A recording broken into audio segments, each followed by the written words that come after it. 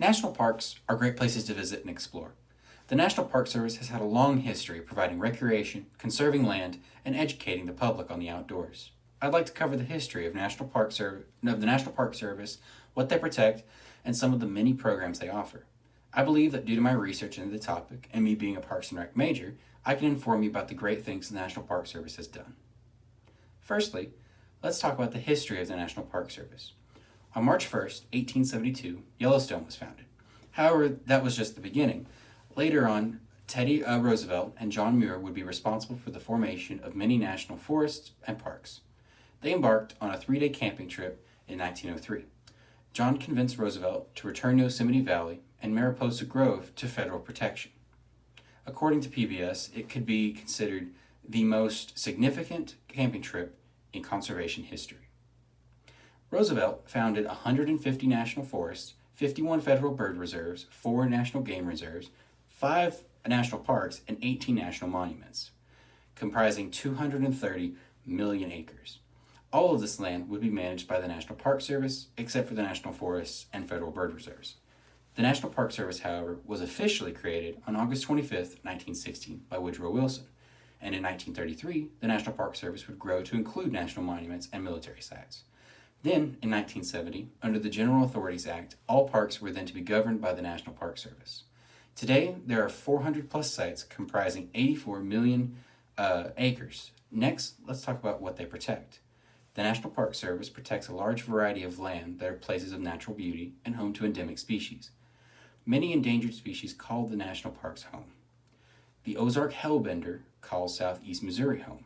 It requires clean, clear water to survive. Only 600 are alive in the wild. The National Park Service provides a safe home for these creatures to live. And it is hard to describe in words the beauty of national parks.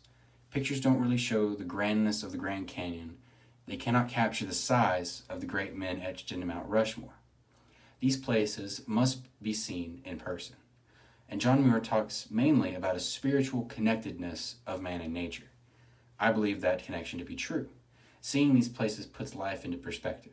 The National Park Service provides the opportunity for people to see these places in person. And a great way the National Park Service gets people out to visit those places is with special programs. The National Park Service offers a variety of programs to help preserve and teach American history, heritage, and culture. I personally have been to the Battle of Shiloh when they had a full-on reenactment. It showed the true scale of history. However, it was a little weird to see John Wilkes Booth asking where Lincoln was. Another place to visit is Frederick Douglass's house. It is a National Historic Site. They offer tours and teach about his role in American history. And while COVID has greatly limited the number of hours these parks are open, the National Park Service provides online activities as well. Virtual tours are offered of places with historical and cultural value. To be specific, they offer a virtual walk through women's suffrage. And these tours, although no substitute, are just an example of the National Park Service's commitment to sharing United States history. And I encourage you to go out and explore these fantastic places, or look on the National Park Service website for one of their virtual tours. The National Park Service's dedication to the preservation of land, providing recreation, and educating the public is one to be proud of. And I hope you feel more informed on the history, purpose, and activities that the National Park Service provides.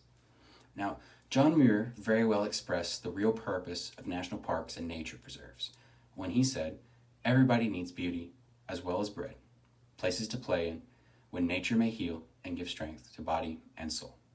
Thank you.